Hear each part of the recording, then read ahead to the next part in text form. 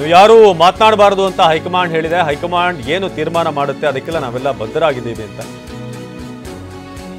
ಹಾಸನದಲ್ಲಿ ಕೆಎನ್ ರಾಜಣ್ಣ ಹೇಳಿಕೆ ಕೊಟ್ಟಿದ್ದಾರೆ. ಸದಾ ತಮ್ಮ ಒಂದಷ್ಟು ಓಪನ್ ಸ್ಟೇಟ್ಮೆಂಟ್ಗಳ ಮೂಲಕ ಸದ್ದಾಗಿದ್ರು ಕೆಎನ್ ರಾಜಣ್ಣ. ಆದರೆ ಹೈಕಮಾಂಡ್ ಸ್ಪಷ್ಟವಾಗಿ ಹೇಳಿದೆ. ಸಿಎಂ ಬದಲಾವಣೆ ವಿಚಾರವಾಗಿ ಖರ್ಗೆ ಅವರು ಹೇಳಿದ್ದಾರೆ, ಸಿಎಂ ಡಿಸಿಎಂ ವಿಚಾರವಾಗಿ ನಾವು ಚರ್ಚೆ ಮಾಡೋದಿಲ್ಲ. ನನ್ನ ಹೇಳಿಕೆ ಬಗ್ಗೆ ತಪ್ಪು ಸಂದೇಶ ಹೋಗಿದೆ, ಹಾಗಾಗಿ ನಾನು ಬಹಿರಂಗವಾಗಿ ಯಾವುದೇ ಸ್ಟೇಟ್ಮೆಂಟ್ ಕೊಡೋಕೆ ಬಯಸಲ್ಲ. ನನ್ನ ಹೇಳಿಕೆ ತಪ್ಪಾಗಿ ಅರ್ಥೈಸಲಾಗಿದೆ ಅಂತ ಹೇಳಿದ್ದಾರೆ.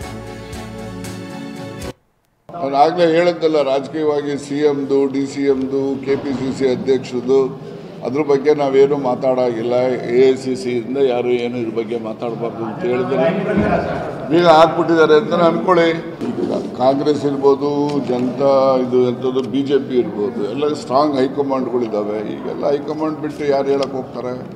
ಎಲ್ಲರೂ ಕೂಡ ಹೈಕಮಾಂಡ್ ತೀರ್ಮಾನಕ್ಕೆ ಬದ್ಧರು ಅಂತೇಳಿ. ರಿಷಫಲ್ ಇರ್ಬೋದು, ಬದಲಾವಣೆಗಳಿರ್ಬೋದು, ಯಾವುದೇ ಇರ್ಬೋದು.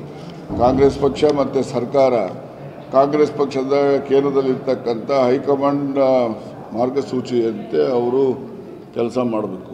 ಆ ರೀತಿ ಮಾಡೋದಕ್ಕೆ ನಾನು ಕೂಡ ಬದ್ಧ.